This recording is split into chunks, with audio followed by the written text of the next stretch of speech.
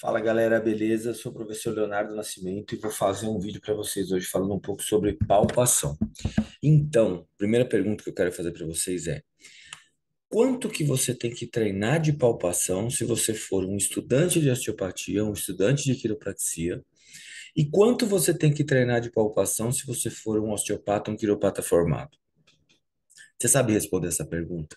Se você não souber responder essa pergunta, assiste o vídeo que eu vou tentar te ajudar a responder essa pergunta. Só que antes, vou pedir para você curtir esse vídeo, se inscrever no canal e ativar as notificações. Por quê? Para você receber as notificações quando eu coloco o vídeo novo. Todas as semanas eu coloco conteúdo novo para vocês, então seja o primeiro a receber esse conteúdo, a assistir e coloca aqui nos comentários sempre quais os outros assuntos você quer que eu faça, porque eu elaboro o conteúdo para vocês exatamente o que vocês estão precisando, tá bom? Então, para responder essa pergunta, eu vou compartilhar minha tela aqui com vocês e vou colocar, cadê o estudo agora? Aqui o estudo, será que é esse aqui? Não, deixa eu ver o estudo, cadê ele? Está aqui, ó, peraí. Vamos tentar de novo. Deixa eu fechar. Vou fazer de novo. Enquanto isso, você já vai pensando aí para quem que você tem que mandar esse vídeo, tá? Para quem que você tem que enviar esse vídeo? Quem que é a pessoa que precisa receber esse vídeo?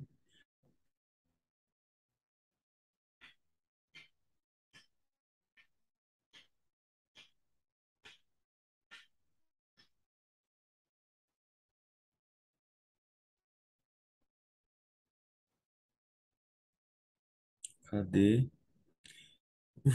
o paper que eu vou mostrar para vocês?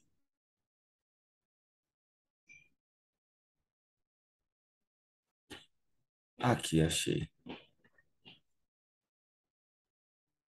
Vamos lá, 3 horas depois achei o paper. Desculpa aí, não vou editar o vídeo, porque aqui é tudo gravado na primeira. Então, o que que esse paper quis fazer? Verificar qual o tipo de treinamento e qual o número de sessões de treinamento influencia a confiabilidade da palpação. Então, quando a gente vai falar de confiabilidade da palpação, primeiro você precisa entender qual que é o conceito de confiabilidade. Conceito de confiabilidade é quando eu repito esse teste, repito esse procedimento, qual a chance de eu ter o mesmo resultado? Quando esse teste é feito pelo mesmo examinador ou por um outro examinador. Então, eu tenho uma confiabilidade intra, que sou eu comigo mesmo, e tenho uma confiabilidade inter, que sou eu com outros. Tá? Então, qual o tipo de treinamento que interfere na confiabilidade da palpação e qual o número de sessões de treinamento interferem na palpação? E esse paper foi publicado aqui, ó, no Journal of Bodywork and Movement Therapies, tá? Que é uma revista indexada, e ele foi publicado no ano de 2017, tá bom? Por um grupo de pesquisadores italianos. Agora, olha que legal que eles fizeram esse estudo. Eu gostei bastante, por isso que eu estou trazendo para vocês. Ele fala o seguinte, ó, que a palpação é o centro das habilidades de osteopatia, habilidades osteopáticas, e é uma tarefa complexa para ser ensinada ou ser aprendida, que a gente já sabe. Então, tem vários autores que falam isso para a gente. Uma confiabilidade da palpação, uma acurácia da palpação é necessária para a gente identificar os marcadores anatômicos, assim como a mobilidade e as disfunções relacionadas. A palpação desses acidentes anatômicos é essencial para a detecção de assimetrias, por exemplo. E os estudos que investigam essa confiabilidade palpatória desses marcos anatômicos, dessas assimetrias desses marcos anatômicos, lá na coluna lombar e na pelve, normalmente mostram resultados pobres, então a confiabilidade relativamente pobre. No entanto, diferentes ensaios clínicos sugerem que um treinamento pode melhorar essa confiabilidade da palpação e devido à pobre dependência dos testes dos resultados pobres dos testes de palpação de movimento, pode-se indicar que a gente precisa rever os nossos métodos de ensino para melhorar a acurácia palpatória. Então, esses resultados mais pobres indicam que a gente deveria melhorar a qualidade de ensino disso. A detecção de assimetrias, como por exemplo a perna curta. Se você quiser saber mais sobre perna curta, você vai fazer o seguinte: você vai entrar lá aqui no meu canal do YouTube, você vai olhar dois vídeos que eu tenho. Um chama E a perna curta e outro Quais as consequências da perna curta. E eu vou te ensinar como que um estudo longitudinal determina quais as consequências para o seu paciente da perna curta. E eu vou te ensinar que você tem que considerar uma perna curta e quanto que essa perna curta pode ser uma compensação. Assista esses dois vídeos sobre a perna curta, você vai entender exatamente o que ele está falando aqui. E aí, aqui ele está falando que essa perna curta verdadeira pode ser um fator de manutenção de uma dor lombar ou até de uma produção de uma hérnia de disco sintomática nesse paciente, por causa da compensação, e tem dados controversos aí, tá? Mesmo ele tendo a referência aqui, tem outros dados que estão lá nos vídeos que eles vão entender que não é tão assim fácil essa relação. No entanto, uma palpação correta dos marcos anatômicos que identifiquem assimetrias como a perna curta pode ser extremamente importante para prevenir alterações musculoesqueléticas, e esse parágrafo eu discordo completamente desse estudo.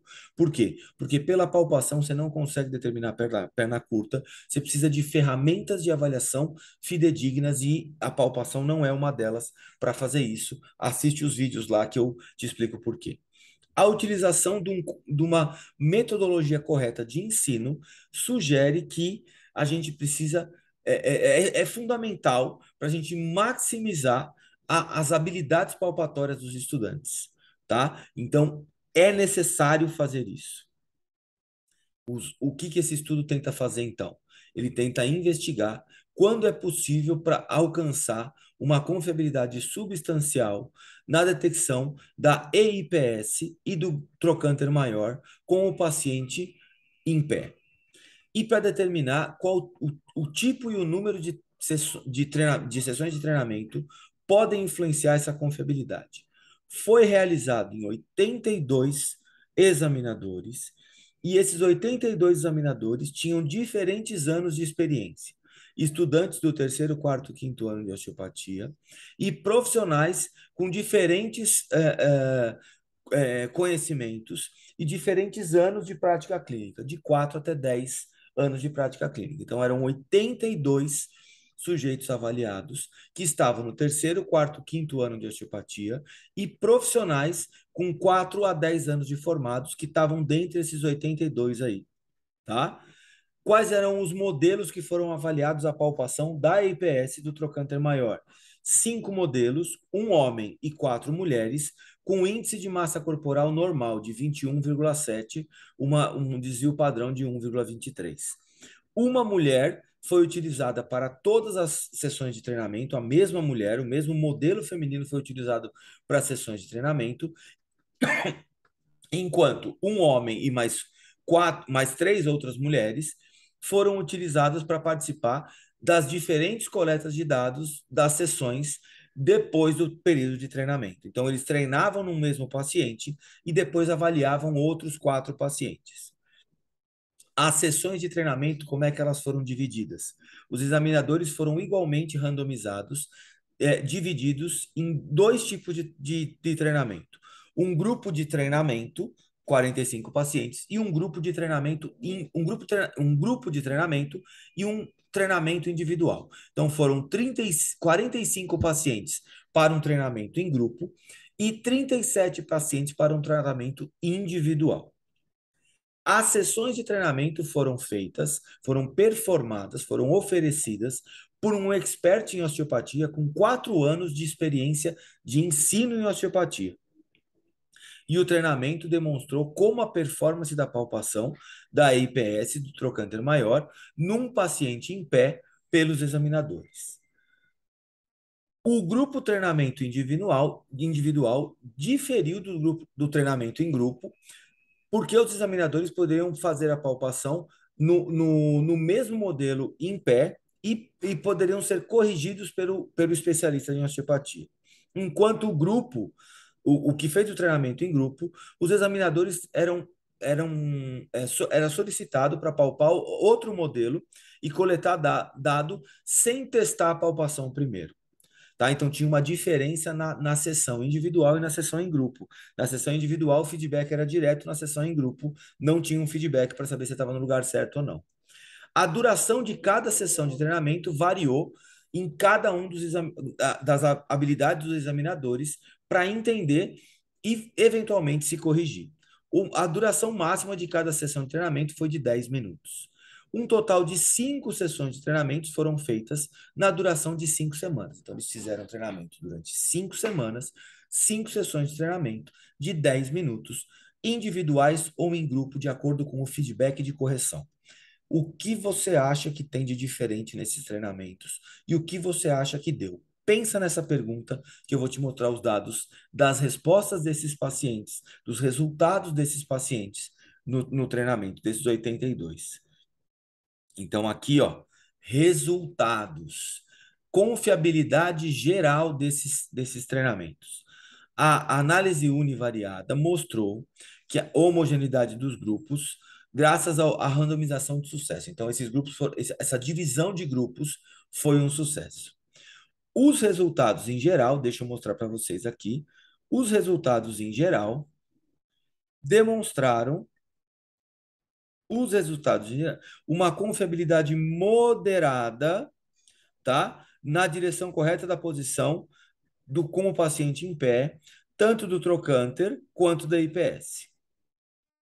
A porcentagem de acertos nos marcos anatômicos para palpação foi reportada na tabela 3. Eu vou mostrar para a tabela 3 para vocês depois.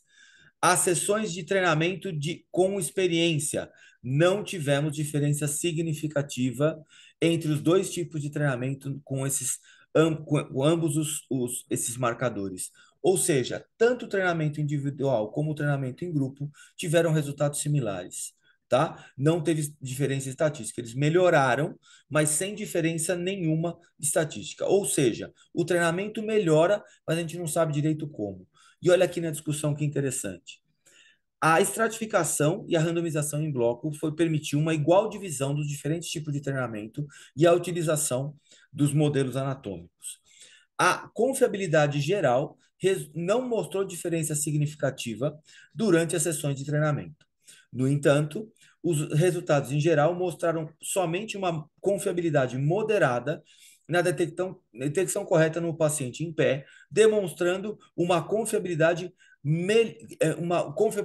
que melhora nesses pacientes. Porém, não tivemos diferença estatística entre o grupo geral e o grupo de treinamento individual. No entanto, isso pode ser utilizado para identificar que a presença de 2 centímetros de diferença era fácil de identificar a olhos, com os olhos abertos. Esse estudo também mostrou que o profissional os profissionais começam com uma confiabilidade maior e tiveram uma melhora durante as sessões de treinamento, até uma perfeita confiabilidade, enquanto que isso não foi atingido nos grupos de estudantes. Isso aqui mostra que ser um profissional e treinar a palpação tem uma diferença, sim, nesses 2 marcos e provavelmente para outros marcos anatômicos também tem. Esses resultados sugerem que uma performance inadequada nas sessões de treinamento. Ou seja, esse treinamento não foi correto. Por isso que não deu essa diferença. Então a gente tem uma confusão nos dados, mas a gente tem que o seguinte: os profissionais têm uma palpação melhor e uma confiabilidade melhor no ponto de início. Eles começam já melhor que os estudantes e por isso eles têm uma melhora mais significativa que os estudantes. Então, se a gente analisar separado, a gente vai ver essa diferença. E aí o que acontece? Os resultados alcançados pelo grupo de estudantes estão relacionados a por que os estudantes tiveram uma boa performance. E isso você tem que usar para você quando você for ter uma aula, para você aprender a melhorar sua palpação na aula e aproveitar melhor a aula. Presta atenção. O que ele atribuiu? Ao nível de atenção dos estudantes, a importância dada nos sujeitos, nesse ensaio clínico, e a experiência palpatória e as habilidades pessoais. Ou seja, nível de atenção A importância e a experiência palpatória são fundamentais para você conseguir melhorar. É isso que você, estudante, tem que prestar atenção quando você for fazer sua próxima aula de anatomia palpatória. Seu nível de atenção daquela aula, a importância que você está dando para aqueles achados, e só assim você vai conseguir melhorar sua experiência palpatória. E qual a conclusão desse estudo? O tipo e a duração de sessões de treinamento não influencia diretamente a confiabilidade dos estudantes. Os grupos de examinadores experientes tiveram uma importante melhora na confiabilidade e na atenção à palpação. O grupo profissional mostrou uma melhora da confiabilidade durante essas 5 sessões de treinamento. E encontrar melhores formas de ensinar para melhorar a atenção dos estudantes quando estão fazendo a palpação parece ser prioridade para melhorar suas habilidades palpatórias. Ou seja, o que nós temos que levar em consideração? A take-home message desse vídeo. Você tem que, quando for fazer uma aula de palpação, ter sua total atenção e ter um bom roteiro para poder te guiar nessa palpação. Beleza? Vou te dar uma outra dica agora. Não sei se você me segue no Instagram, mas no meu Instagram é @profleonassi. Lá tem um monte de informação sobre palpação também. Espero que você tenha gostado desse vídeo. Leiam o paper, procurem o paper, leiam inteiro e qualquer coisa você me pergunta. Um beijo e até a próxima.